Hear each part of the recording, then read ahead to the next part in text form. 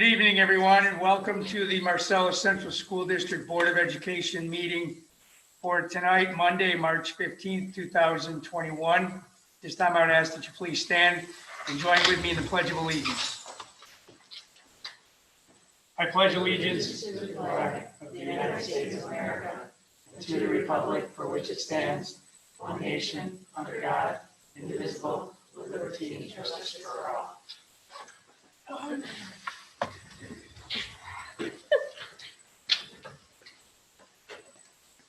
First item on the agenda this evening, presentations, COVID-19's impact on our school updates. Hello, everyone. It's so wonderful to be back here together in person. I'm almost giddy. I'm excited. So I wanted to share with you just some updates on our return to school plan and progression. And I did ask that Bob Montgomery and Aaron Hubbard, who's standing in for Katie, she wasn't able to be here tonight, and John Durkee fill us in with just a few highlights really specific to their building. So I'm going to give kind of the high-level overview, and then I'll have them give just a few more details.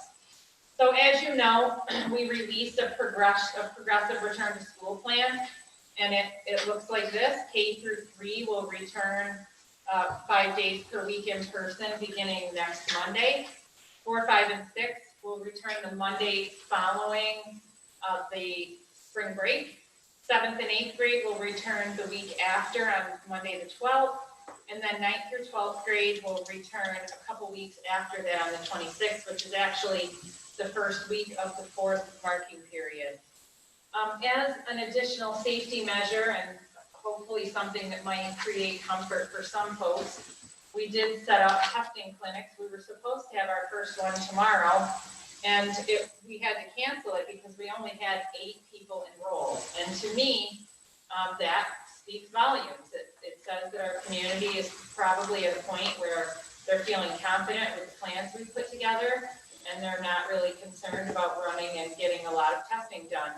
That being said, I will, just in case there's so much happening right now that people might have lost track of the information, if the county's game, I'll put out a link one more time for next week. And if no one registers, I'm not going to continue doing this for the rest of the month. It's a waste of resources for the county and certainly, us just getting mobilized. But we will still run the one on Thursday at the high school if there are sufficient folks signed up. So as of today, there were only 6 signed up.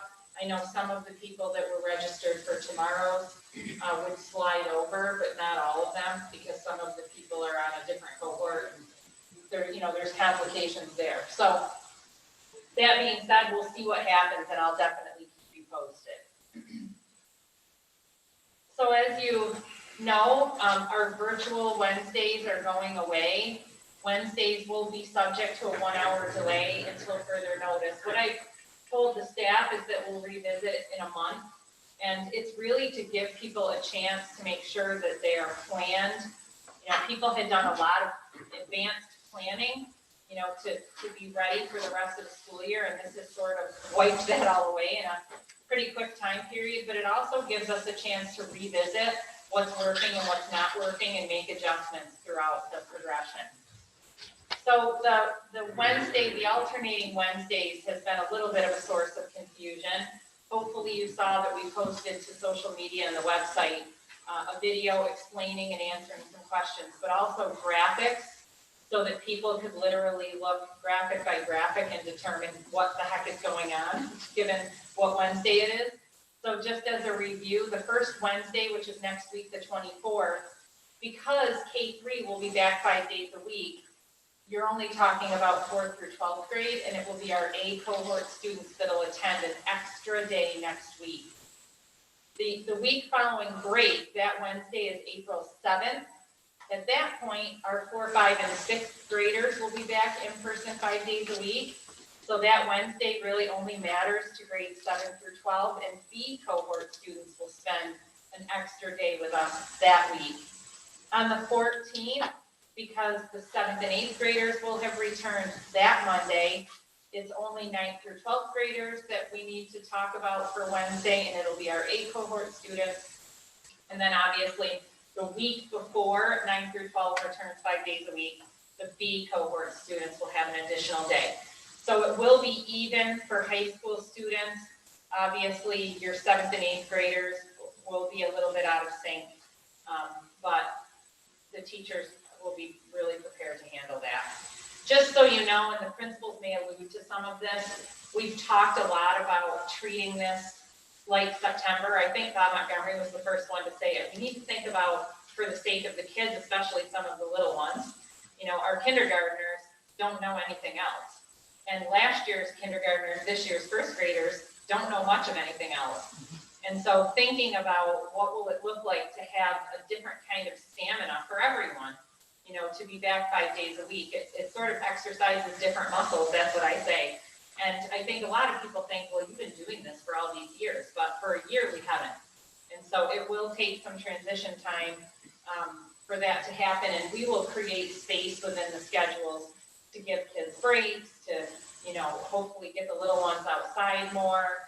And I think, like I said, the principals can talk a little bit more about some of the things they're doing to hopefully address just some of those social emotional needs that are going to come with another transition. You know, as I said in my letter to families, you know, not everyone, not all the kids are excited about making another change, and change fatigue is a real thing. You know, people just get tired of change. I do think this change is an important one, or we wouldn't be pushing it. But nevertheless, it is another change for the kids. And it's my belief that after a week, they'll all be fine, but, you know, they don't know that leading in. You know, the stress of just making that change is something that we all need to pay attention to. So all district students who wish to be in school 5 days per week will be here as of the 26th. Again, initial confusion, a lot of people wanting confirmation whether or not virtual students could still be virtual. So the only model that's going away is hybrid. The fully virtual students can stay fully virtual. We have had a little bit of movement, not a ton, you know, back and forth, and it's probably been either a wash or a little bit more in the direction of coming back in person. And the principals may have a little bit more data on that. I don't know if they're going to choose to share it. So I think everybody knows that now, and I think we've cleared that up with follow-up communications, and the Q&A I think helped as well, because there were some questions in there about it. So funny enough, I had scheduled meetings with the transportation department. We had divided them into thirds, and when we set up the meetings probably 2 months ago, my intention was to talk to them about quarantine and what they could do to help me with some of the quarantine things that were happening. And with the change in quarantine rules and just the dramatic drop in the number of cases, you know, I haven't had to quarantine anyone in forever. And I wish I could knock on some wood right now, because I recaptured some of my weekend, which is really nice, because I was contact tracing all weekend for a while there. So anyway, it turned into really talking to our transportation folks about their thoughts about our return plan. And so you will likely see a communication specific to transportation coming out, both in written form and also a video posted, just so I can make sure that some of the needs that they are thinking about are put in the forefront of people's minds. We're fortunate that we have a wonderful community who has really, really helped us with transporting their children. And I think, as I said to the bus garage staff the other day, the great news is that we have parents that'll still be bringing their kids to and from school. The horrible news is that we still have parents who will be bringing their students to and from school, because it does create a little bit of a logistical nightmare on campus, one that we really have to work out.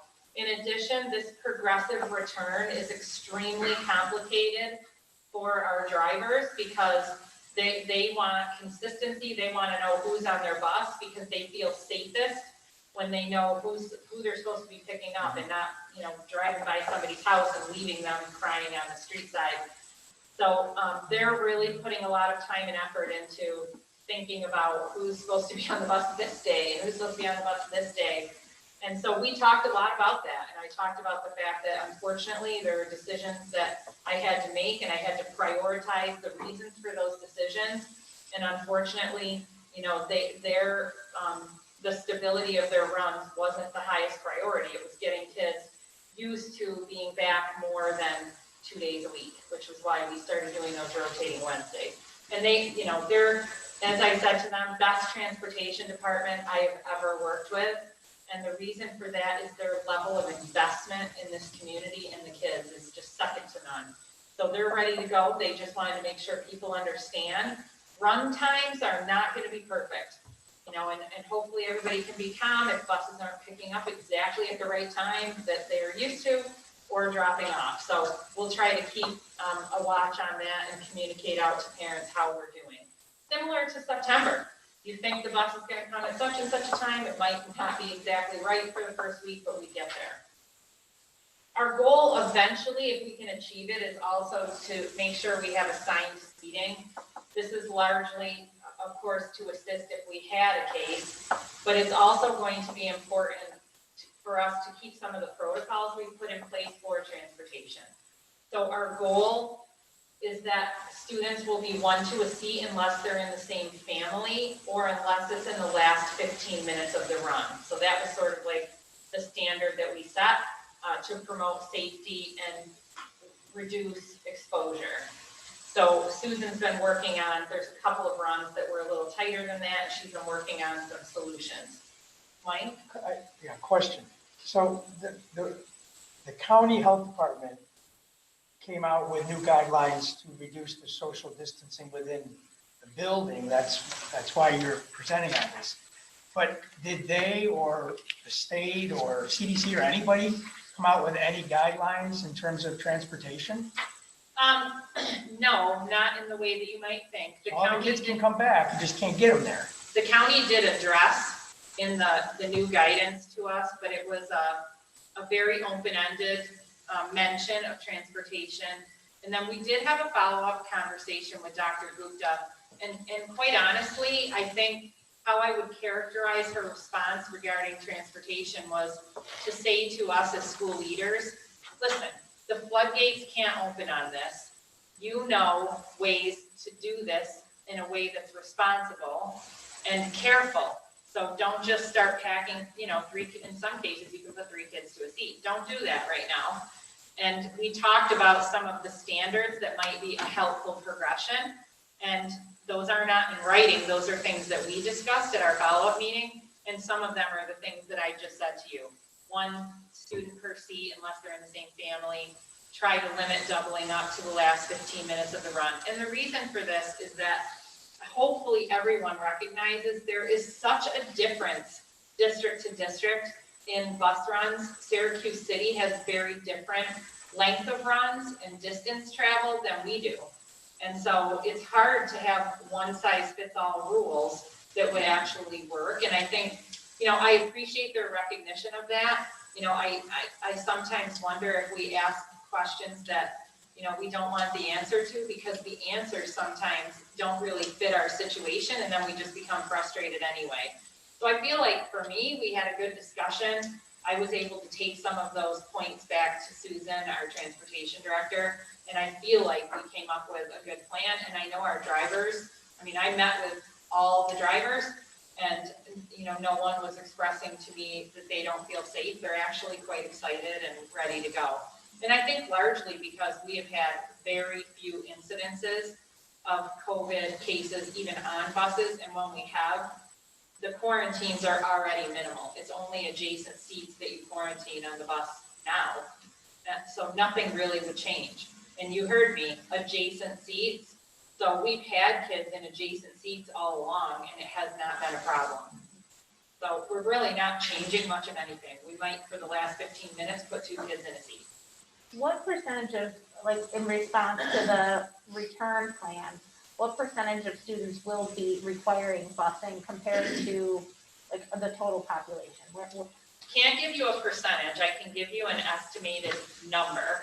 So in the response, the question was, who can expand? If you're currently transporting your child, who can expand that to 5 days a week? And who will now need to use transportation? And we had about 105 people that needed to move over to being bused. And we had about 55 that could transport if we needed them to.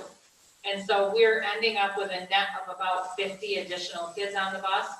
We asked, you've probably seen those, well, you've all gotten my communications, but you've probably seen that I've asked people to use the same transportation change forms, that we're not using that survey for purposes of transportation, because that transportation change form, it initiates a whole process internally that we really need to keep track of people. So people have been turning in those forms. I'm sure Bob's nodding his head fervently over there. I saw them going through some today, so that Susan will have that information and can finalize the runs. She did have access to the data from the survey. We just agreed we weren't going to have her completely rely on it, you know, for the final who's getting picked up. We want to know for sure, the parents, what they've said and what the situation is. We had originally tried to think of a way in the morning to create what I call a gang area, meaning that we could do drop off in a more condensed way, and students could wait like they would have before. You know, if their parents dropped them off, we opened the doors at a certain point, and then the kids went to like the cafeteria.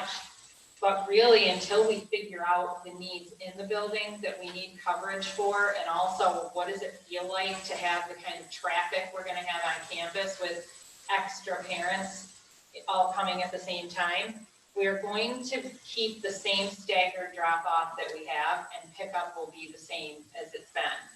And I'm hoping after a couple of weeks, we can potentially transition that morning process to be a little bit more like we're used to in the past, so that, because there's some important time for our K-6 folks for meetings and whatnot in the morning that they obviously have lost throughout this whole time because they've been supervising kids in their classroom.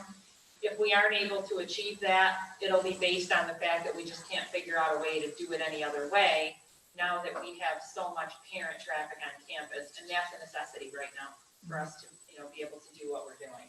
As Mike said, if you can't get them here, you can't have them here, so.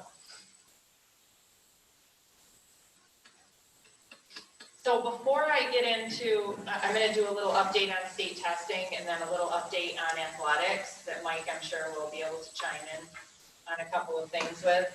How about if our principals just quickly share a couple of the things that they're working on and a little bit about their plans. Bob, do you wanna kick us off? Sure. So in preparation for today, 3/13/20 was our last full week of instruction. That'll be 374 days when we started the 22nd. So we're super excited about closing that loop, so to speak. Michelle said a lot of the points that I won't reiterate, but maybe you might want to know more about the September mindset.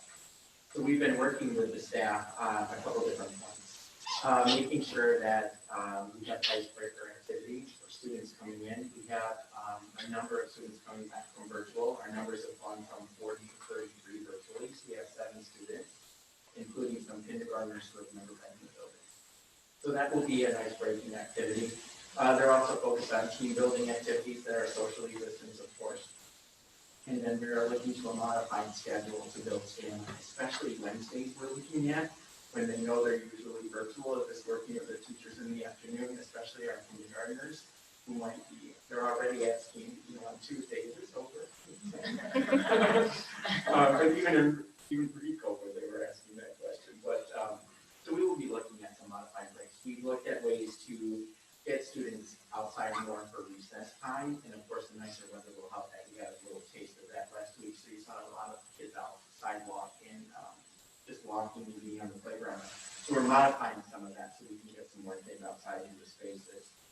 But the September mindset also includes how to transition full classrooms of kids, because our teachers are used to 9 or 10, or maybe a few more. But and then arrival and dismissal procedures.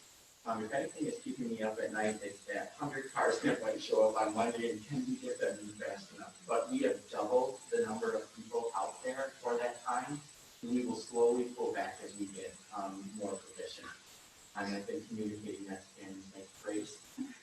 Just let us know, we've never had to do this many cars, but we didn't think we could do it in September either, but we thought it would be. But today we're done at 3:34.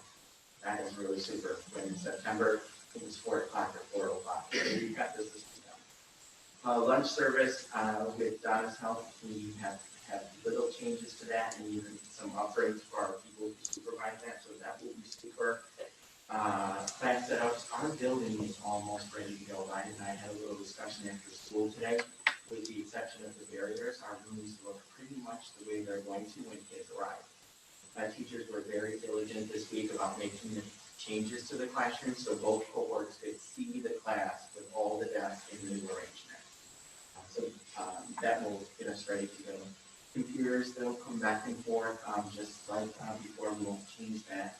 And of course, bus runs, just like in September, after the first couple of days, it all settles in and you get into a rhythm and a routine. So that's why we chose the September mindset. And then to make sure our families have as much information as possible on the onset, I contacted a few families and said, okay, what are the best ways to communicate under what modes? So on the KCH website, there's a video with a Q&A.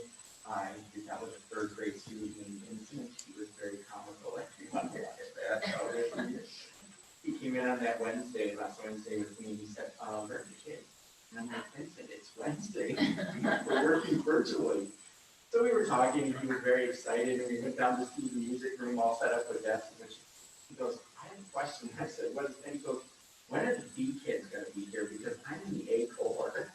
And I said, Vincent, we're all going to be together just like before. So they've gotten quite used to this piece, and that just gave me more to think about with the staff to say, we have to bring this back together as a different mindset. But there's also a slideshow on the KCH website that has frequently asked questions with some details on there.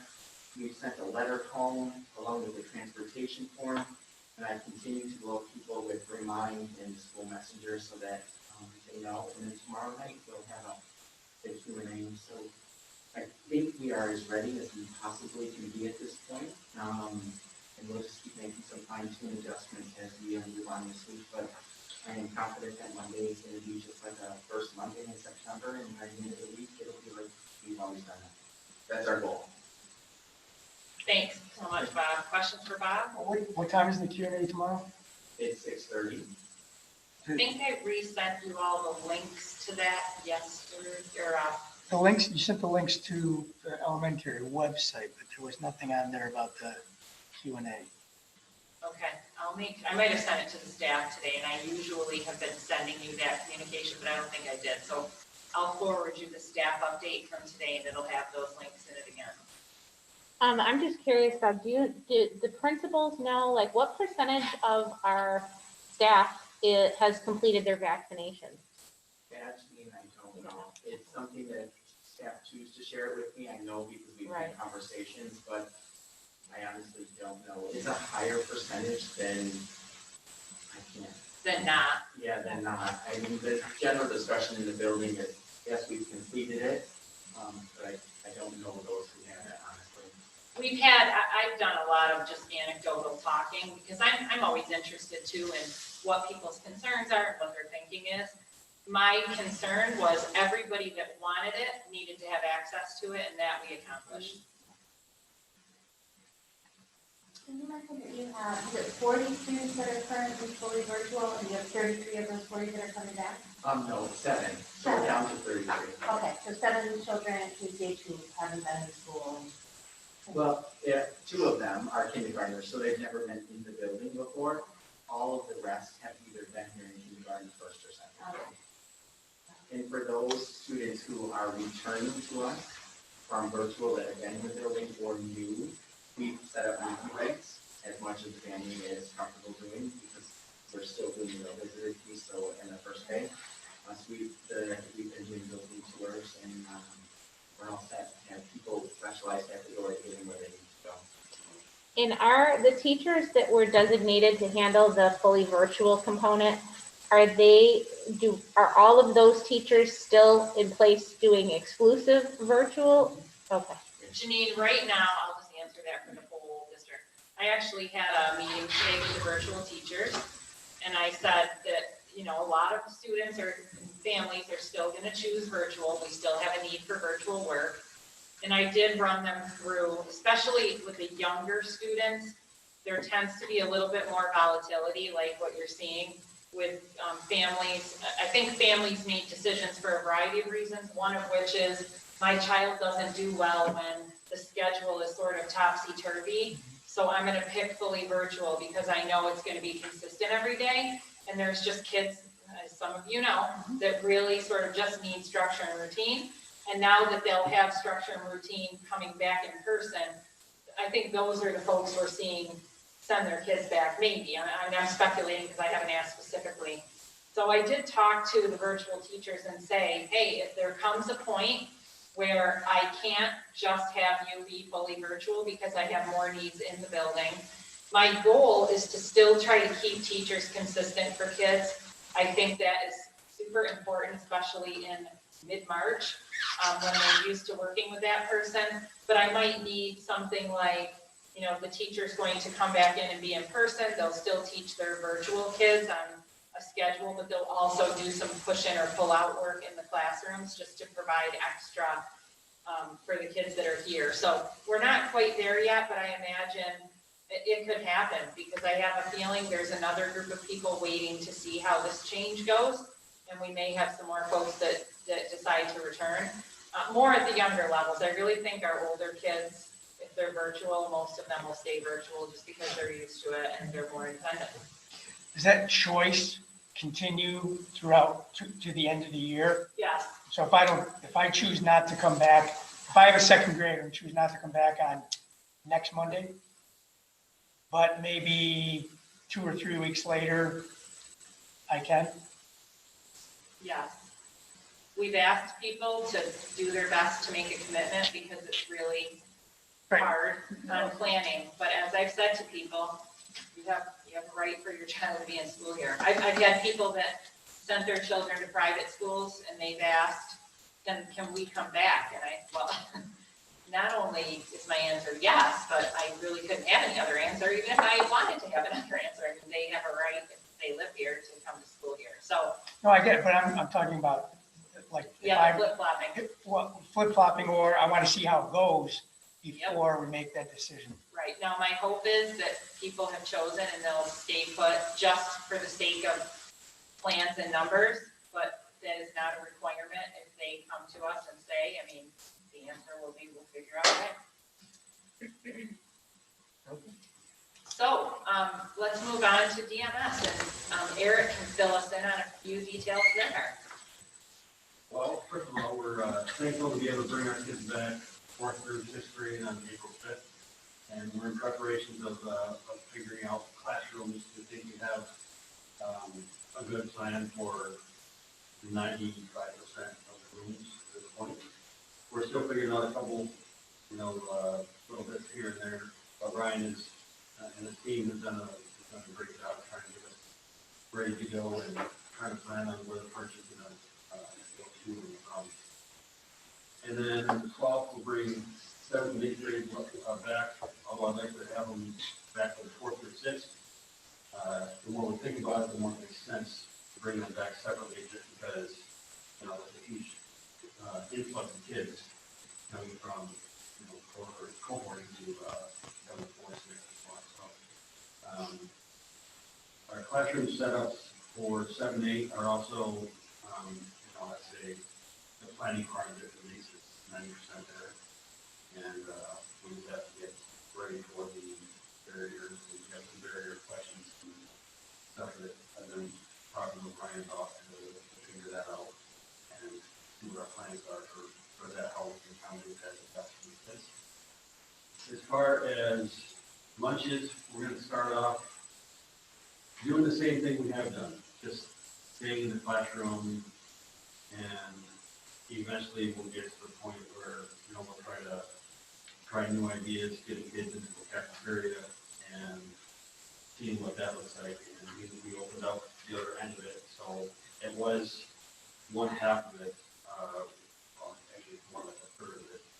We had walked out the third, we had furniture in there. So now that that's going back to the classroom, now we have to go to the cafeteria and we'll be able to accommodate more kids. And so we're hoping to bring some of those kids back and do some kind of a trial basis with 7th and 8th grade. Maybe 7th grade one day, big classes and whatnot, just until, like I said, we kind of feel it out a little bit. Same thing with 4th through 6th, you know, we'd like to try to get them back. 4th grade never had lunch there, and 5th grade had limited exposure to the cafeteria, so we'd like to get them back. But as far as those lunches are concerned, we're staying with the bag lunch, and that's the safest way to do it right now. And I don't really see that changing for the rest of the year, but not pretty good change. We've had some concerns from parents for, what it looks like for 5 days a week for 80 minutes. And especially kids that are taking 3 or 4 core classes. That's a huge chunk of time for those kids to come back full time like that. So we've also, just like Bob had mentioned, to our staff, we talked about starting out kind of like what it is in September, doing these, just some get to know you, and the initial reaction might be, well, let's try to make up for lost time, and it's quite the opposite. Let's start off slow, and still maybe just do new instruction 2 or 3 days a week, and then just kind of ease into it, and then ramp it up over time, but we know what the direction of the kids are going to be. Because the staff is stressing, of course, trying to reduce that, so trying to help them to realize that they don't need to go full throttle and make up for lost time. And especially that building where they're asking questions about the sector and everything else, so we're just trying to maintain that kind of quiet composure and reduce the stress coming back. And that's kind of our mantra. Start slow, ease into it, take it easy on yourself, make sure you're doing what you can for the kids, and let's just kind of take it one day at a time. And then dismissal, we felt it was safe when we did dismissal. How we planned it in September was we would call out the buses, and we would, when one got here, then everybody would just release those bus kids, and then we released the kids who were getting picked up as well separately. So we decided that, over time, we would kind of just test it out, see what it looks like, and it was very safe. There was no groups of kids getting together, doing anything, and they were exiting the building. There's no after school help or anything, especially for 7th and 8th grade, normal. So we just kind of let them all go now. So now we're probably going to peel that back a little bit and maybe do the staggered dismissal again until we can see what's going to be safe, what's going to be behavior of kids and whatnot. And then we'll open that up to see that it's going to be safe and good. But overall, I think the teachers are responding for the most part very, very positive. They're very excited for having kids coming back. And we're excited, obviously, for having kids coming back. It's been surreal, walking through the hallways and seeing just a few kids go throughout school. It's nice it'd be nice to have them all back. Any questions for Eric? If not, we saved probably the most exciting for last. He's still here, people. I love listening to my esteemed colleagues who that can go over their ironclad plans brilliantly. My plan was released to my teachers today at about 3 o'clock. It's been a work in progress since we knew we were going back, and Michelle built the box for us very clearly, and we really worked hard. I guess the best thing I can tell you is the high school master schedule. The original theory behind building it was an A cohort, a D cohort would go back together like that. And when we did that in August, we thought that would be the best thing we can do. The reality is it doesn't fit back together quite as nicely. It's a little bit of a humpty dumpty. Putting this back together is a little bit more complicated for a couple of reasons. Number one, sometimes there's an A cohort and there's not a sister D cohort that goes back together. Sometimes there's an A cohort course and a different B cohort course, teacher teaching the same class. That's a lot of our singletons. We're a very heavy singleton laden high school because of our course offerings. The other thing that in the middle of the pandemic, at the worst possible time, we had a semester change at the beginning of February. And we we had a bunch of students that we wanted to protect from the pandemic. We didn't do well in the first half of the year, and we wanted to salvage their years for them. So we built them back into courses in the second semester that they may not have done well or failed in the first quarter. So that created a little conflict in there. So on top of that, I have teachers that teach in person and virtually, and they cried when we do this. So we went through, and thanks to Mike, and I'll tell you the biggest thanks goes to my school counselors, because they've been just awesome through this. We came up with an idea that we think fits the bill, and it's a little bit different from any of the other buildings. First and foremost, what we're going to do, should I just tell, the letter to the parents going home tomorrow. Yeah. Okay. So basically what we did is we took the high school bell schedule, took the activity period that's at the end of the day, we're going to embed it at the beginning of the day. That does one thing for me very quickly. It allows my teachers who are teaching in person and virtual to teach. It gives them that time in the morning. It also deconflicts kids, because I've actually, in essence, have added another block of time in there. So what we end up doing is we start the day with an activity period. Now, kids will show up at 7:50 in the morning. What can they do? So we brainstormed ideas. What have our kids really missed about being out of school? Well, they've missed band. They've missed sports. They've missed extracurriculars like intramurals and some of our extracurriculars that you're actually going to do for us tonight. They've missed those. We're going to give them the opportunity to do those almost on a daily basis and meet with all of the kids. In a library, something as simple as a library we've been missing for quite a while here. So we're going to give them back some of the things that they really craved, that connection to school through the non-academic portions of it.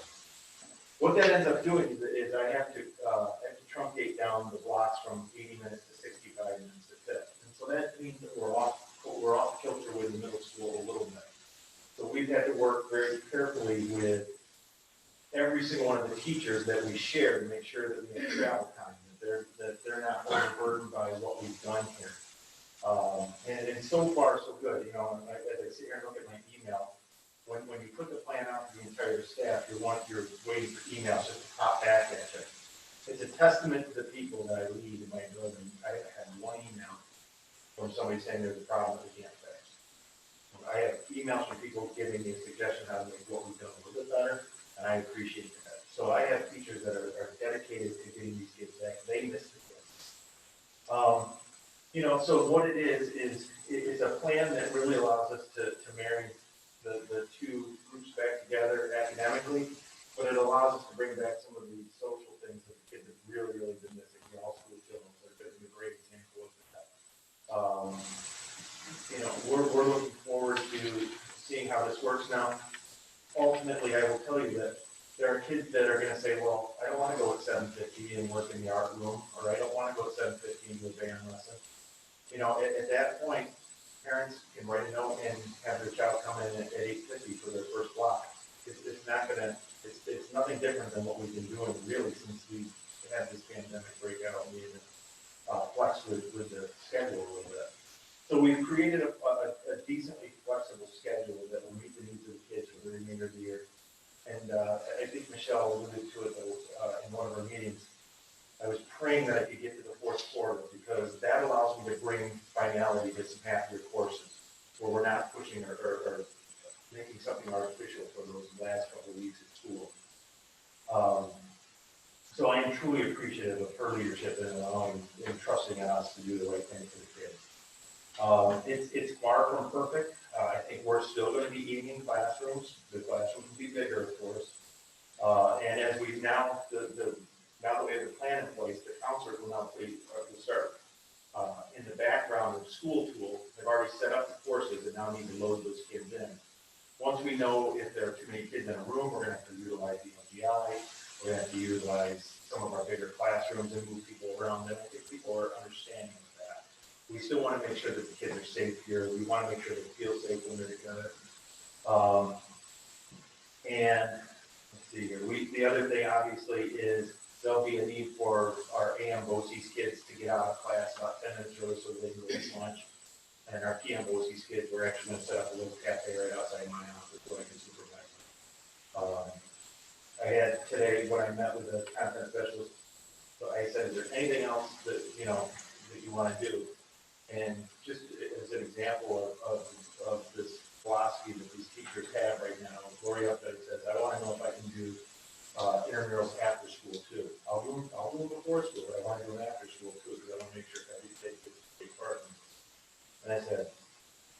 no problem with that. We'll make it work.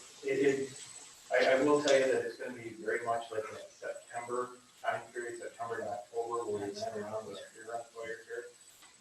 We think the plan will work in theory, and we're gonna try, and we'll fix it as we go along. The number one thing is, we have a form, a foundation for the kids to come back to, and, we're looking forward to seeing that.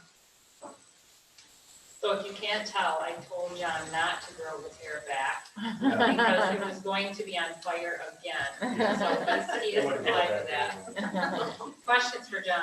So, Janine? Yeah. so John, in terms of the obvious, except for the obvious of being in the building 5 days a week, what will I, if I'm a high school student, what will I know, what will be the biggest difference for me come April 26th? I think what I think is gonna be the volume of kids in the school, the number one thing that jumps out at me when you say that. Yeah, we are gonna go back to one correctional hallways until we figure out, if we can make the hallways move in two directions. They're not going to see a tremendous difference in their classes. They've had these teachers, one of the things that I've made very clear is we're going back to our teachers. We don't have a lot of kids that are switching, unless they told us they're going from hybrid to virtual, they'll have the same teachers. So there'll be little or no change to my schedule from Friday, whatever, the 24th, 23rd, Yep. Monday the 26th. I'm gonna come and go through my same schedule. Again, it's gonna be a little bit later in the morning, but you're gonna go 65 minutes to your classes. You're gonna still have that activity period in the middle of the day. You're gonna eat. They're used to eating in their classes. Right now, they're eating in the 2 block. They're eating in 3 block, which is what they did second quarter. So we try to keep as much consistency for the kids as possible, while at the same time opening up all the library, opening up the common area for the kids. And, other things that we're gonna do is when we can have more kids, a simple throwing of the basketballs in the gym during lunch, if somebody wants to go down and do that, or, again, the other people that should be applauded here are my band and chorus teachers. They've been extremely flexible. They're looking at that time as a time where they can bring the kids in and have a whole rehearsal together with the kids, or break it down and teach it. Brian Apples was talking about learning a guitar class during that time. Just something for the kids to come and connect with back to school. So it shouldn't be a magnificent change, other than if you're a Monday, Tuesday kid, you're gonna see the same thing Wednesday, Thursday. And hopefully more joyful. Yeah. Janine? First of all, I just wanted to say thank you, because I think throughout this whole discussion of this year in general, conversations I've had with numerous parents, I think the one thing that has meant a lot to me is I think you've made it very clear that your priority has been to make sure these kids get some of their joy back.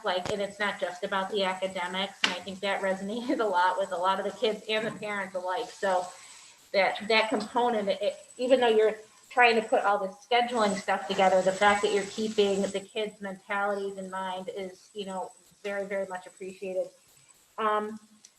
So I'm just wondering, from a high school level, so the kids that are scheduled in AP classes were intentionally done so in the second half of the year to align with tests and things like that. Is the schedule for when those tests will be administered going to be pushed back, hopefully? Those kids have already chosen. There were 3 blocks of time that they could have chosen. Gene Charles had it. You could do, there were 2 in May and 1 in June, correct? Yep. And most of them have taken the June administration. Okay. Some like math wanted, because what the June administration is all electronic. So some like math really want the kids to have manipulators and do it right. So they're gonna move it up, and they're gonna do the later. The middle one, the Yeah. second administration. There are 3 different administrations this year. Nobody's doing the first one. Okay. And that was decided by the kids individually, or Well, the teachers all had conversations With with the their kids, and then they classes to decided. discuss the pros and cons, and Yeah. chose together as a class. Very good. Okay, that's good to know. And then the second question, because the way a lot of the kids that I know, if they have a study hall, say in the middle of the day, and sometimes some kids have 2 because of the way we were blocked and they have more openings. So I think some of their concern is, what am I gonna do for, all that time when so then you mentioned, like, is there gonna be some flex, like, if there's kids that are in, say, a study hall or possibly even 2 study halls, where there's gonna be things throughout the day that they can opt out of that study hall to go hang out and do things that are gonna be more interesting to them. I think the first thing that kids will miss is the library being closed. And Sure. having that open, I think is going to be tremendously important. I've had, and I don't have it ironed out yet, but, I have kids that have first block and fourth block. Right. And we've handled those on an individual basis with kids and talked with the parents to make sure that the kids are well cared for and not in any danger. But, in the same token, I don't need them sitting for 240 minutes straight. It doesn't make sense for them, and they know that. And that's one of the things about our kids, is they're very savvy. They're very efficient with their time. And so we are having those conversations and ironing out those details. Like I said, we got the framework today at 3 o'clock. Yeah. So, I think one of the things to just keep in mind is that there's no way for us to have plans for everything. Mhm. What's going to happen is that there will be an organic process when everybody comes back of figuring some of these things out. And I think one of the things that John and I have repeatedly talked about is, what makes sense. And, we've talked a lot about seniors, and especially that, they have gained independence, they've gained a different ownership over their time. And how do we continue to honor, their voice in sort of running their own life? Because these are things we've wanted. We have toiled over how can we get kids in a better position before they leave for college, rather than I'm going to micromanage your life till June 30th, and then you're on your own and don't screw it up. Now we actually have this gift that in some ways have been given, and we need to figure out a way to give them some of that ownership, even in this process. And, that I think it's hard to do because our mindsets are still sometimes what they are, to be overprotective of them. But I do think there's a lot of opportunity here for us to continue, and it's going to sort of get built as we go. yeah, definitely. Well, I think as you can see, they look a little tired over there, don't they? They have really done an outstanding job. And, while we didn't hear from Kara and we didn't hear from Ryan, and, Donna Rice isn't here and Sue Stearns isn't here, that group, Donna, Sue, and Ryan have met with this administrative team multiple times a week and multiple more times with the administrators individually to problem solve, brainstorm, and make sure that their particular areas were in good shape. I remember one of our earlier conversations, Ryan said, I can get furniture moved the weekend before. You just got to give me a notice so that the weekend before I can move the furniture. And I think you heard Bob say, KCH is all set up, including Anita Polowitz had to move her kindergarten class. Anybody, let that sink in for a minute. Have you ever been in a kindergarten class? Yeah. They have a lot of stuff. So she had to switch places to get into a bigger room so she could welcome her kids back. And maybe a perfect testament is I went over and visited them today.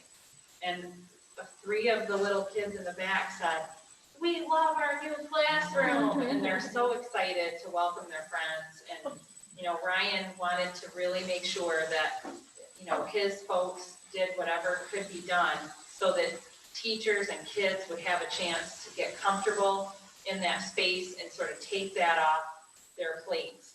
And they really have done an outstanding job. And I know Kara has had a ton of work to do with her special ed teachers, but especially her related service providers, to figure out the craziness of schedules, because a lot of those folks work virtually all day Wednesday, and that just went away. So she has done a phenomenal job as well. Mike? Just two more quick questions for the building principals. Real quick, if you can give me a ballpark percentage of students in school 5 days a week, full-time, percentage of virtual kids for each of your respective buildings. If you can't give me a ballpark, that's fine. District-wide is 90-10. Just so you know. So for KCH, we have 33 virtual, and then we'll have 343 in person. Yeah, so 10%. It's about that too, probably, pretty close to that, 9, 10. Just about the same, so we are going to confirm that letter tomorrow. Second question, not over the summer as we were hoping to come back to school, but once we started in the models that we were in September, did you have any idea that we would be going back to full-time, in-person, 5 days a week once school started? I think that came as much as a surprise as when we sat with our teams on the 13th last year of March and said, it's not when, or it's not if, it's when. And we flipped that switch and made it happen in just about that amount of time, our things have come together. So no, we didn't think we could do that again, but we had a good backup, so we did it. And I've had a number of people who have approached me about that same question. And I always said, I highly doubt it. The main variable is going to be the social distancing. And that's gotta be the thing that kind of gives a little bit in order for us to get back. If they don't do that, then we're gonna do it. Like my dinner tonight was sauteed half because I said if we go back full time, I'll eat my half. I think a lot of people felt that same way. And now his head is cold and he's glad one day to be back on. All right, thank you. So a couple of other updates related to COVID. One is state testing. I just want to make sure everybody's keeping up with what's happening. There was some information that came out of the Regents meeting today. Jean can fill in if I miss anything, because I think I did this before I read that whole memo. As you know, the state ed department posted or sent a blanket waiver, meaning they wanted all state testing to be discontinued for this year to the federal government, and that was denied by the federal government. Our new education secretary at the federal level is a fan of standardized testing, so I am not overly shocked. The New York State Ed Department was quite dismayed because they believe that we should not be doing state testing this year. So they're in the process of attempting to submit a different type of waiver. And in order to prepare that, they actually sent a survey to districts asking about testing that we're already doing, like benchmark testing and, things like that. The federal government did make a commitment to uncouple tests from accountability for the year. So as you know, the state had to submit an ESSA plan a couple of years ago, and we are held accountable because we receive money from the federal government that supports education. And so they are not going to run those accountability measures. Everybody stays with the status that they currently have for the time being. And of course, New York State is also doing the same, including not requiring Regents exams as a condition of graduation for this year. So I think the federal government has come to believe that we could get some valuable data from giving the test. My stance on that is I already know that the kids are not going to perform as well as they would have if they'd been in school all year. I don't need the test to tell me that. Especially And I think that our elementary teachers specifically are concerned because kids will be just getting back when they have to put them into the testing mode. So our goal here has been to make this just as calm as possible. One of the things the state is doing is that they have said only in-person students will be taking the assessment. And we don't have to figure out what to do with our virtual kids. And they're also shortening all of the 3 through 8 exams to one session. So instead of multiple sessions over multiple days, they'll be shortened. Mike? In person as of when? The day of the exam? Yes. So if I've been virtual all year up until early April and I come back, I now sit for the test. Correct. Whereas Sally, who remained virtual, doesn't. Correct. Can we opt out as a district? So it's our responsibility as a district to comply with the rules and regulations of New York State. That's my stance. That's what I'm supposed to be doing. I think our goal as a district is to try to make this as not a big deal as possible. And I mean, I sent another message out to teachers today to We send. could really make it not as really unimportant by not doing it. Well, if you as a Board of Education would like me to do something different, I'd be happy to consult with the attorney and find out what kind of trouble we would get in. Well, but I mean, here, our days are so numbered that these kids are in person. Who wants to give this time? I'm sure our teachers are beyond frustrated. Nobody does. So None of us. when you say that they're shortened to one session each, but how many exams total do these kids have to take? So one for ELA, one for math, one for science? Science is only done at 2 grade levels, but yeah, ELA and math for. the And other they're grade how levels. long are those sessions? Well, there isn't a finite number of time because some kids take more time than other kids. So you but essentially lose a whole, block of time. You're gonna lose a couple hours. And get nothing in return for it. We aren't gonna get much out of it, in my estimation. I think you could say, Janine could take the test, I could get some data about Janine, but honestly, if you You're were gonna already know around that. back at the onset of this whole testing program, back when the earth was cooling, the intention was never about individual students. These tests were meant to be designed to help districts take a look at programs and curriculum. And so I see little to no value in looking at your individual test, quite frankly. I know it's turned into that because the state actually provides you with these individual score sheets and we, send those home to the parents. But honestly, this is supposed to be an assessment of, our programs and curriculum, not you as an individual, So that being said, my goal at this current juncture is to just minimize, and I'm still hopeful, I think state ed is still hopeful as well, that they'll be able to find a way to put a waiver forth that the federal government will accept by just utilizing the assessing that we're already doing. I don't want to say that I'm not hopeful. I guess there's a part of me that isn't, because if the feds are looking for something consistent, that's a standard across all districts, they're not going to find one. That's not how it works. I mean, maybe at elementary schools, through 6th grade, everybody uses, a screener and a benchmark assessment, and there's, several that are the popular ones. But once you get beyond that, what's consistent. In addition, not all of the Regents exams will be given because not all are required, obviously, for accountability at the federal level.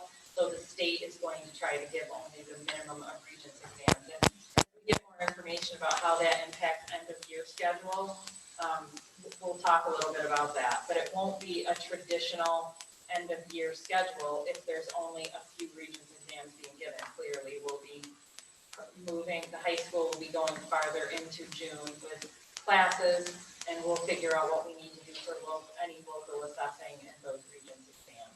But that can come later. Now, if we get asked by parents who say, well, I don't want my kids to take these tests because I think it's, it's not fair to the student who may, just feel more unprepared.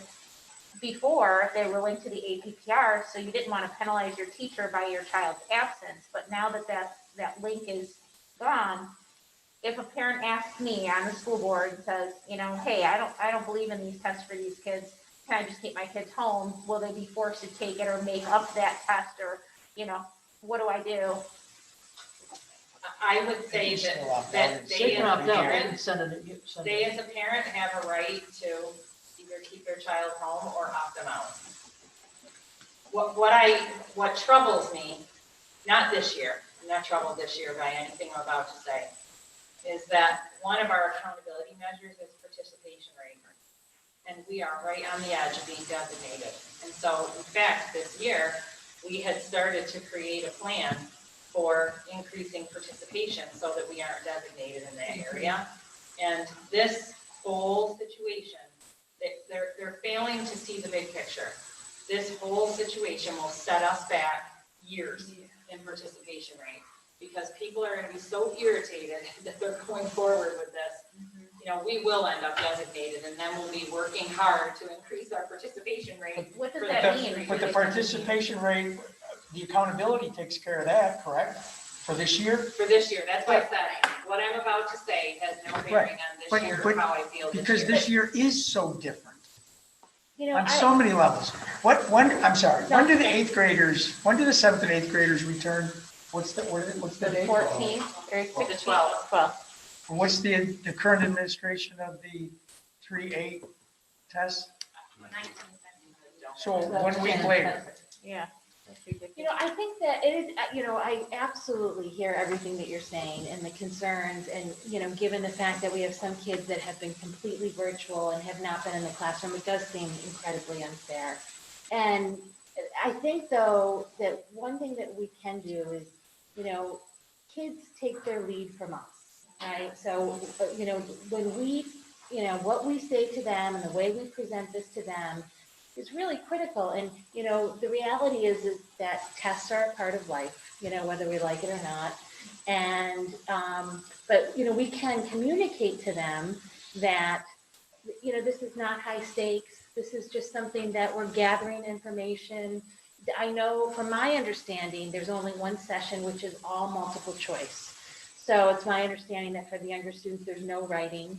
And I think for some younger students, the writing portion can be much It is more the most stressful. arduous one. Yes, and laborious for some students and stressful. I know that in the building that I'm in, and I'm sure it's the same way here, when we have kids who have test anxiety, there's lots of things that we do to put them, at ease, to help them address those feelings. But, we often talk about preparing the child for the road and not the road for the child, right? And so this is something that's been put forth, and I really think if we say to the kids, we do extra snacks on the days that they have tests. They're in 3rd, 4th, 5th, 6th grade. We do extra recess. We make it's just something that we have to do. We're going to do it. The teachers are going to put the things in place to make it more comfortable for them. And I honestly, in my opinion, I think there have been times when the state tests were way out of control, with the amount of time it was taking kids to take the test and the stress level.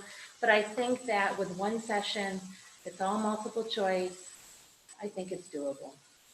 I hear what you're saying, and I Doable, agree but not that useful. they follow our lead, but again, I think that it's our responsibility to push back on things that we don't think are in our kids' best interest.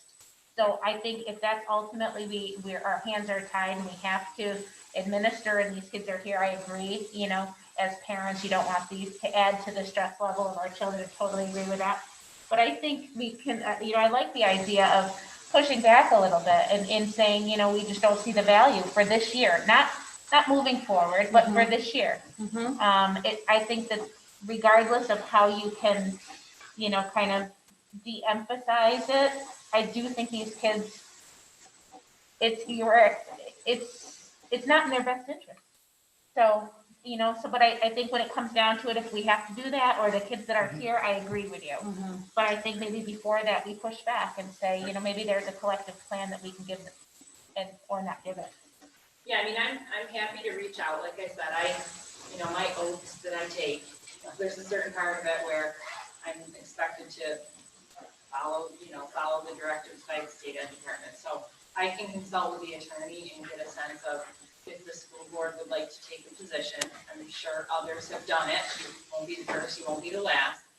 I think what I'm trying to say is that we have to make sure that we separate this year and how we feel about this year with what's happening beyond this year, because there's accountability for that, and there's no reason for us to create, a storm over something that doesn't need to be created. So I think, Janine, you saying for this year, this is how we feel. So Yes. let me look into it, and maybe I'll give you guys some information about it so that we can decide if there's some action you'd like to take at our next meeting. Yeah, my big thing, I don't want this to impact, I don't want it to have a detrimental impact later on. So I don't want to do something as a board that next year, the year after, is going to have create a problem for our school district. Right, and I think the problem is created anyway. how we maybe couch whatever we do, just to help mitigate the impact in our own community. Kelly, I don't know if you have something. I do, with the writing portion, not being a part of this, test, just multiple choice, it really will come down just to be two to 3 hours at the most. I mean, I know in my building, we do interim testing, which, parallels New York State tests, charter schools do it for different reasons.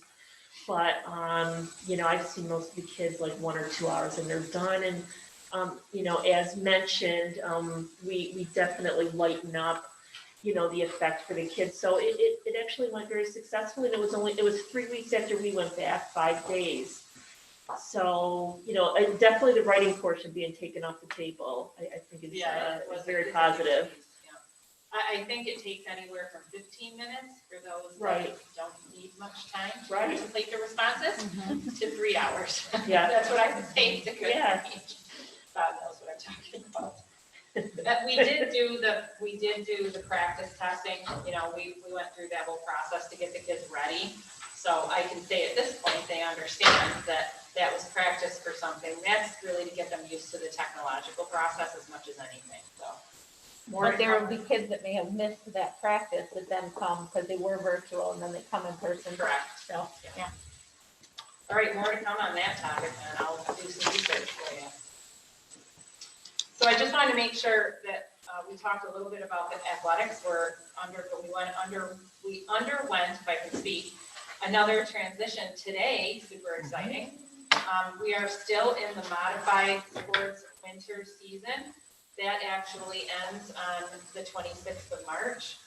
But we did finish up on Friday our JV and varsity winter season and had a great, successful, healthy winter season. We've had a joke around here that if we got into a situation where we didn't feel like we could fit the amount of kids in a space that would be necessitated when we all come back, that we're just gonna change it to be wrestling, and then we can pretty much do whatever we want, because we can wrestle, but you have to put barriers in between kids when you're in class. So that's been a little bit of our standing joke. I hope that you find the humor in it. I can say that we have laughed many times, but please know, if anybody has any residual doubts about our ability to come back safely with 3 feet of social distance, need only look at our wrestling team's resounding success with help. All right. We've had no issues. Can we teach a math class in the wrestling room? Very, very Don't need true. plastic barriers. No lunch, kids, it's gonna be wrestling today. So, our varsity and JV fall 2 season, which seems a little funny that we're in March calling it fall 2, started today. I actually was up walking the campus on Sunday, and there were kids out on the turf getting ready. So it was super cute to see them out there doing their little push-ups. So I'm sure they'd be volleyball. thrilled that they were super cute. They were super cute. And I saw some kids in the hall today, super excited. So volleyball started today, football, and indoor track, which is really not indoor, it's outdoor. So kids are off and running, literally, very excited about it. Modified fall 2 season will actually start the week after spring break, and that'll be volleyball and football. And then April 19th, so you can see that fall 2 goes from today through whatever the Friday is before the 19th, what is it, the 16th? And then on the 19th, we transition to our spring season, which will run through like the 1st of June. Well, I think we're still in talks, but the feedback we'll be giving the section is that, we can't go late into June. So varsity and JV spring sports will be men's and women's lacrosse, men's and women's track, men's and women's golf, men's tennis, softball, and baseball. So we will have a lot going on. And then the modified spring season will begin on May 3rd. So a couple of things. The current spectator rule is still set at 2 spectators per athlete. Mike and I talked at length, and we feel most comfortable planning for no spectators for volleyball because it's indoor and we still are keeping our own parents, out as much as possible. Why would I bring strangers in? But we'll rotate Like we did very successfully with our winter season, we rotated parents through. We have jobs that need to be done anyway. So rather than hire or ask staff to volunteer, we just set, a schedule of how many people we needed. And the parents were thrilled to be able to help us out, which is what community is all about, and also to get a chance to be there with their kids. I'm pretty sure Kathy Ciota is going to be highly sought after for her ability to hit the wrestling ref with the towel. I'm sure she was really good at it. And the parents were fantastic, and it created a win-win. So thanks to Mike for making all that happen. We do plan, though, just like we did in the fall, to welcome spectators back for outdoor contests. Very excited to do that. Right now, it's currently 2 per athlete. Of course, masks, social distance, and we will not be screening people. We didn't in the fall. We don't plan to in the spring. It's a lot to take on and be responsible for. I'll be honest with you, it's my intention to continue to advocate for an expansion of the number of spectators that we can have. I would like it to be half of the size of our stadium. One of the things that our kids are desperate to do is to come and support their friends while they're playing. I think we can do it more than safely. I did send a message to the county executive, our health department director, and the deputy director of the county today to let them know that I really want them to revisit it and allow us to expand spectators for outdoor sports. What is the current number for an outdoor gathering, or whatever they call it? I don't know. It might be, last I knew it was like It 150, increased recently. but they still don't use that number for high school athletics. They use 2 spectators per player. They aren't using group size. If they're using group size, conversation over. And we can find a way by just making, tickets available, and the kids can just pick up a ticket if they're gonna come. Who's using that? Well, the county for one, but also, I don't, is it at the state level too? Yeah, The county had to give, remember the county had to give the requirements for athletics to Right. start again? So they set that, but I think it's at the state level as well. yeah, the Department of Health document, and I might be misquoting it, but it reads something to the effect of 2 spectators per roster athlete, or 50% of the capacity of your stands, whichever is lower. Whichever is lower. Which I think is that's definitely what 2 per currently- athlete. Yeah. But we could have a gathering with 150 people in it, but a baseball game with only 30 parents? So it's- Yeah, it's wrestling. No, I'm talking about outside. No, I get it. Wrestling or sitting in a class. Yeah, I know. So it defies logic. A lot of stuff defies logic. That's So one thing. we're gonna have a party on the nights that there's a football game Call them gatherings. in the Don't stands, call them games, call them gatherings. and they're gatherings. Well, I'm gonna continue to advocate for that. It's something that's really important to our kids. I think John met with some kids that intend to write a letter. I think the kids ought to send some messages. I ought to to write a county, letter. Tell them what we want. Get off my lawn. So it's good civic engagement for them, and I've already sent my feelings, and I will continue to do so. We've got a little time, a couple weeks, but I'd like to get out to the community in advance, what they can do. So Mike and I will put out that we can at least have 2 spectators per player, but we're working on the other. My question for you, so given the compressed fall 2 schedule and the number of days required in between football games, how many football games will we actually have? We have 4 games on our schedule right now, and we were able to fit them all in, meeting all the requirements, pre-practice, with the progression, and then 10 required practices plus the Days in progression between. that has to happen with the equipment. Oh, that's more than I thought. Yeah, we got together last week as athletic directors, and I kind of talked about this with the athletic directors, about why are we trying to play 4 games in a 3.5 week time frame. So we actually made the first game scrimmage. So we'll play it like a scrimmage, but we will still have officials and referees on the field. But yeah, we have 2 home games and 2 away games in our schedule.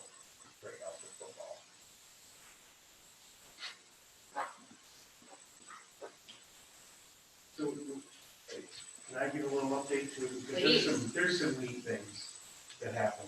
So with that winter season, as truncated as it was and as last minute as it was, we had an amazing season. And I'm glad we got to do what we did, but I'm also kind of lamenting the fact that we didn't get to have a full winter season for our team. Because our girls varsity basketball team was undefeated. They didn't lose to anybody, and they handily beat most of the teams.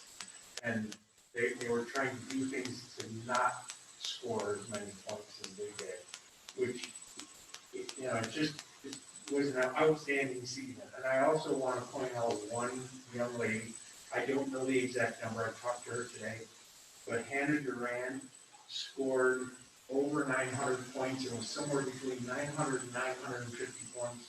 And if we had a regular full season, she absolutely would have reached the 1,000-point mark. So I think this year, because of COVID, I'm going to create a 1,000-point with an asterisk club for Hannah Duran, because she's an outstanding kid, she's an outstanding student, and an outstanding basketball player. Our boys basketball team would also have been league champs, looking at the records. There was a tiebreak between them and West Hill, and the tiebreak fell to us, but there's no championship. Our wrestling team was outstanding as well. And I know the joke about the wrestling, but I have been saying since the beginning of the year that I think wrestling could be done the safest out of any sports with COVID, because you can clean the mats, the kids have a mask on, they're only face to face for a little bit of the time, and they're with one opponent, and if both are tested negative, they can get off the mat, and they're only out there for 6 minutes in a wrestling match. Spray them down with disinfectant when they're done. And have them drink some Clorox, we're good. But seriously, Clorox wipe. I think it was extremely safe, and we also had an outstanding wrestling team this year that would have been as a team, probably placed 1, 2, or 3 in the sectional championships as a team, not just with the individuals that we had.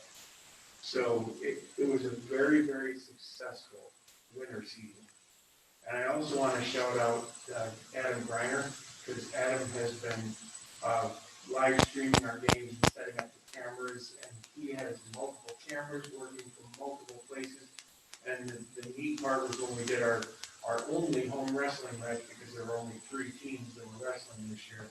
We had 2 mats running, and we had 2 cameras on it, and we had a split screen on our live stream of the wrestling match. And someone who was down at the VT sent a picture of it to one of my wrestling coaches, who came over and said, "Look at this." And on a huge giant screen at the VT, there's our high school varsity wrestling. That's awesome. 2 matches going on. It's been awesome, and Adam has been setting them all up, and the cameras are just outstanding, and I can't say enough. The parents are loving the live stream, because they said they're better than any of the other schools' live streams that they've seen. Well, of course. Something we may want to Do you continue. I was think gonna we say, can does Adam continue? know Yeah. we're doing this in perpetuity? Yes, we talk about that frequently, and they said, you've done such a great job, that this is your job. Right, you should have done a terrible job if no one wanted it. There are certain things that came out of COVID that should Yep. continue. Absolutely. Yeah, no, and even live streaming our board meetings, which we would never have probably done. People always say to me, "Oh, I watched the other night," and I think it's a good thing. So you're right, Mike. Mike, thank you for that. Thanks. Really exciting stuff. And speaking of exciting stuff. Yeah. Well, actually. So what did you say earlier? The defies logic. We're gonna defy logic. Yeah. So there were one House bills released from the State Assembly and Senate. They passed both bills on Saturday. And so we received an email today, I think at 4:32, summarizing the proposals. So we've done our best to sort of summarize for you what each house is sharing or proposing. The New York State Assembly, one House bill is proposing a 12% increase in aid to schools. It sounds like it's a big number, but there are lots of components. We've only summarized here for you what impacts Marcellus. A $1.4 billion increase in foundation aid, that's spectacular news. If you remember, foundation aid is the one aid that really matters. It's not driven by expenditures. We don't have to spend it to get it. This is money that what goes directly to fund the general operating budget.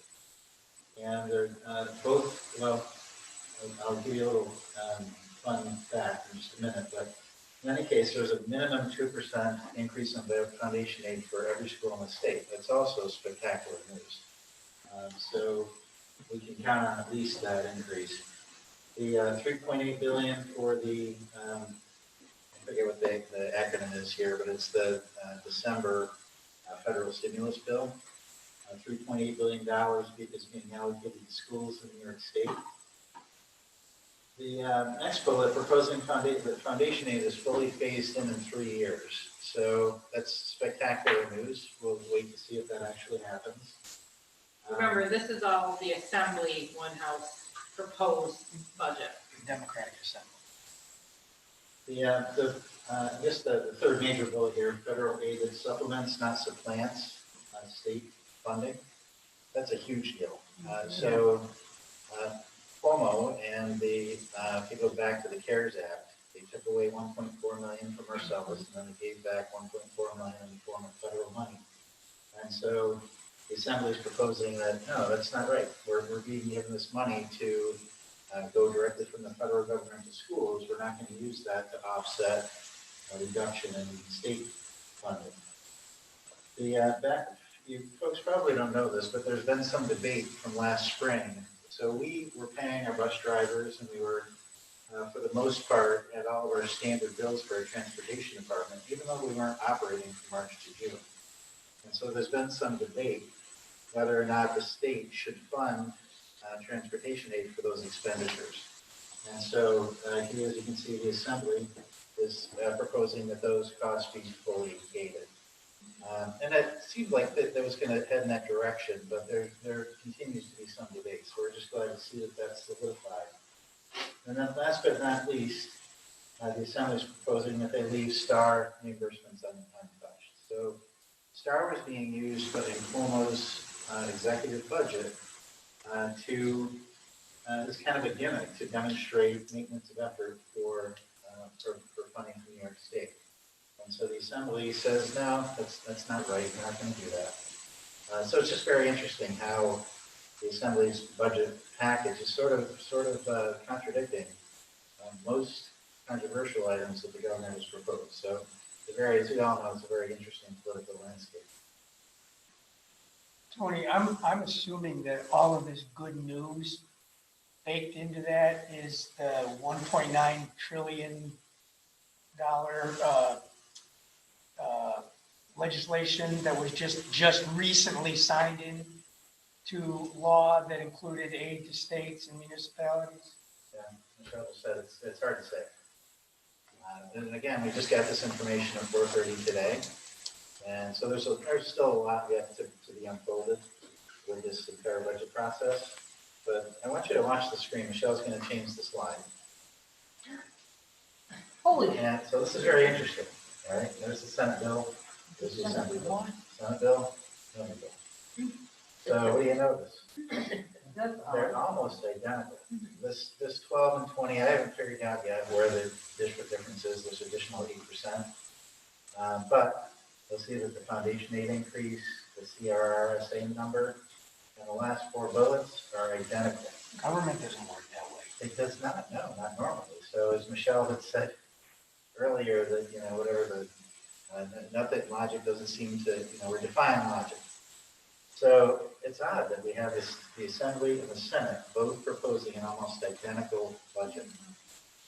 So They aren't generally terribly far apart, I mean, they're usually one is throwing more money in the direction than the other, but they all have a common, I hesitate to use the word enemy, but they have a common enemy, and I think it's helping them come together a little bit more with everything that's going on politically at the state level. So it is fascinating, but obviously getting this at 4 whatever today, we just got a cursory look.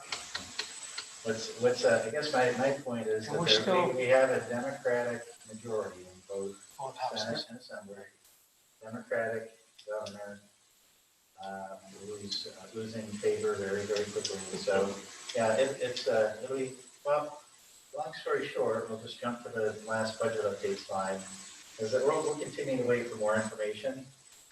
We still have our $382,000 gap because we have some very uncertain information. But here are my thoughts, and I'm sure Michelle has some too, that this 12 or 20% increase in aid to school and phasing in of foundation aid over 3 years does seem unlikely. But, man, these numbers are so great, in my opinion.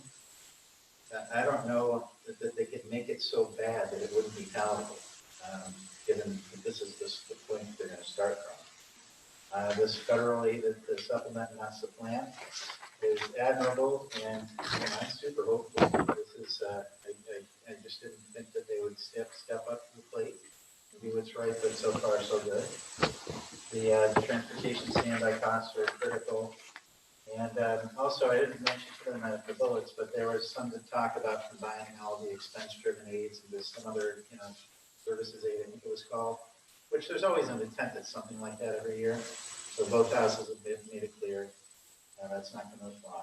What normally happens is that something like that, the combining of expense-based aids or not funding expense-based aids, like freezing them at the previous year's level, I've always felt like something so egregious as that is thrown in as a distractor. Because what it does is it creates, a whole focused attention by pretty much all school leaders, because you don't have a choice. You have to pay attention to it, and it sort of takes your attention off of other things. So that becomes a real political hot potato all the time, and it'd be nice if they would stop playing that game. The shining quarter. Yeah. Mike Merwin was a great player with the shining quarter. Over here, and don't pay attention to what I'm doing. So even with all of this unknowns, we're still looking at 2 weeks before state is supposed to adopt a budget, correct? Yeah, I go first. Yeah, and I mean, they've been on time. I don't anticipate that they won't. It's whether or not, it's how much will there is for Cuomo to work together with leaders in both parties. Usually, There's a Tony and lot. I were talking about, It's becoming more and more aware. Tony and I were talking about the, 3 people in the room and working things out. That still has to happen. So it'll be interesting what the outcome is. For sure. Last item here, it's time for enrollment projection study. So we're at the final year of our last study that was done, I think in 2010 or so, 2011, 12, somewhere in there. So in any case, we've secured a proposal for, it's actually Deb Ayers. She works for Costello and Silky, and she's now doing these studies. It was, I think it was around $2,000 for an enrollment projection study. It's something we do need. So interestingly, West Jenny just finished, a lot of districts are actually in the same, sort of came in the same timeframe.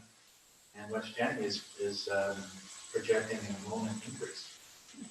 And these things are pretty accurate, shockingly accurate. So it'd be interesting to see what the horizon looks like for Marcellus. It's a good use of dollars, and so for the fund. Does BOCES not do an enrollment projection for us? Not that I'm aware of, no. I thought that was a service they provide. I've never in any district had BOCES do it. I've always had to pay. There's a gentleman that worked for a BOCES that used to do it on the side, but it wasn't part of his service. Yeah, I might be high on that estimate. Might have been 1,200 and But yeah, in any case, we'd like to get going on that, so we can do it. Any questions for Tony? Keep the good news coming. Yeah, that was super.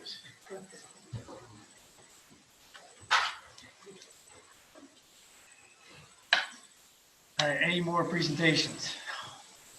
No, sir. Item number 4, recognition. Just a few recognitions. I hope you saw on social media and the website, the recent post. Caitlin Eaton and Liz Milliken had collaborated on doing some tree tapping on our own property and engaging students in the process of syrup making. I know the kids loved it, and I know the community loved seeing the kids out there doing something like that. A huge thank you again to Ryan and the maintenance and custodial crews. Of course, Bob Montgomery and the whole KCH staff, cafeteria, all the teachers, aides, assistants. I spent some time at KCH today. They're ready and super excited. The kids are super excited, and I think everybody has gotten us to a really good place where we can focus on excitement rather than concern. So kudos to all of you. To our virtual teachers, Janine asked a little bit about our virtual teachers. Hey, they have stepped up when we really needed someone to provide solid support for kids that were going to be isolated from our community and create a community with them. And they have really done a fabulous job and have been very dedicated. And, a couple of them were sharing with me today how hard it is for them, not to be back here. And they've spent some time processing, that with the kids. And it's been a little bit of a shared experience for their kids and them as they are sort of stuck at home and not out and about. John's been working with a dynamic, fabulous group of senior moms. That sounds like senior citizens, but I really mean members of the senior class. And they have really infused a whole bunch of energy and are planning some really amazing things to make the end of the year super special for the senior class. And John committed that he would open doors for them and they could do the rest. And thankfully, they have energy for days, and I think you're going to see some really fun things happening for the kids. So I just really appreciate the amazing community that we have. And last, our winter athletes, coaches, and my testing team, Mike, Amanda, Kara, Lux, and Jean. We did all the athletic testing. John sometimes was there providing comedy relief while we did the testing. And all the parent volunteers for that amazing and healthy season that we pulled off on behalf of our students. So those are my recognitions. Great. Thank you. Item 5, resident comments. Are there any resident comments? There are no resident comments. All right, moving right along.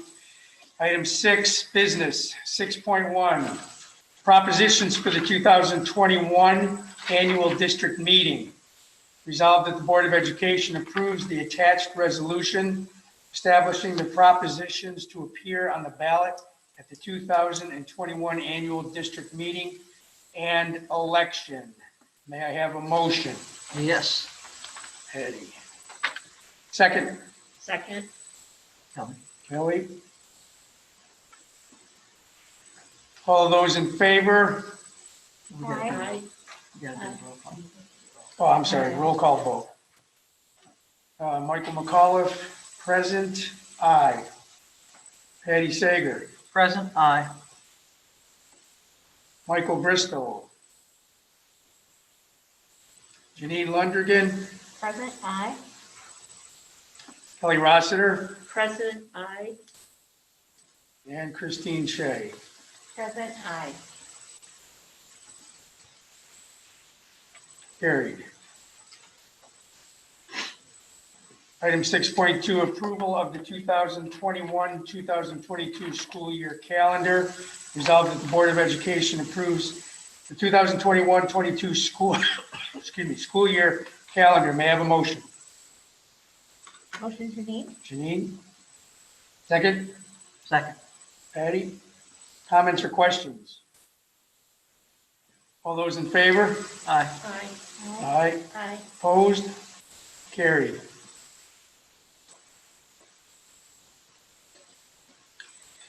Approval of telecommunications service agreement. Resolved that the Board of Education approves the telecommunications agreement with OCM BOCES for a wide area network and telephone service. May I have a motion? Motion. Kelly? Second? Second, Christine? Christine? Questions or comments? All those in favor? Aye. Aye, opposed, carried. Item 7, personnel, resolved that the following personnel items be approved, and you can see a long list, 7.1 through 7.9. May I have a motion? Yes, okay. Patty, second. Second, Janine? Janine. Questions or comments? All those in favor? Aye. Aye. Aye. Opposed? Carried. Item 8, consent agenda. Resolved that the consent agenda consisting of the following items be approved. Excuse me, items 8.1 through 8.8. I have a motion. Motion? Kelly? Second. Second. Patty. Questions or comments? All those in favor? Aye. Aye. Opposed? Carried.